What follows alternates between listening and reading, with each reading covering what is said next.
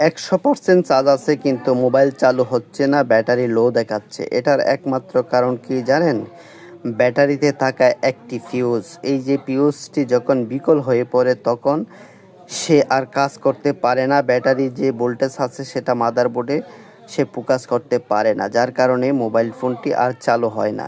চার্জে লাগালে চালু হয়, চার্জের ক্ষমতার কারণে। চার্জার যে ভোল্টেজটা দেয় সেটার মাধ্যমে সে চালু হয়। এটা কি করণীয়? এটাকে ফেলে দিয়ে এখানে শুধু তার জাম্পারিং করে দিলেও চলবে। আমি কিন্তু তার জাম্পারিং করে দেই, আবার অনেক সময় ব্যাটারির এই ফিউজটাও লাগিয়ে দেই যদি আমার হাতে থাকে। এই যে দেখেন আমি এটাকে জাম্পারিং করে দিলাম। এখন এই ফোনটি সুন্দরভাবে চালু হবে। এই যে দেখেন অটোমেটিকলি চালু হয়ে 100% চার্জ আছে কিন্তু মোবাইল চালু হচ্ছে না, ব্যাটারি লো দেখাচ্ছে। এটার একমাত্র কারণ কি জানেন?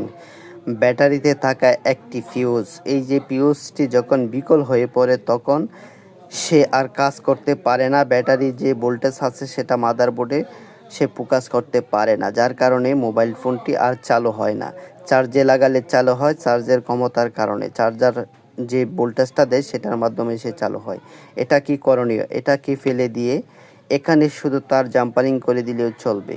আমি কিন্তু তার জাম্পারিং করে দেই, আবার অনেক সময় ব্যাটারির এই ফিউজটাও লাগিয়ে দেই যদি আমার হাতে থাকে। এই যে দেখেন আমি এটাকে জাম্পারিং করে দিলাম। এখন এই ফোনটি সুন্দরভাবে চালু হবে। এই যে দেখেন অটোমেটিকলি চালু হয়ে গেছে, আর এই যে মোবাইল ফোনটি কাজ করতেছে এখন আর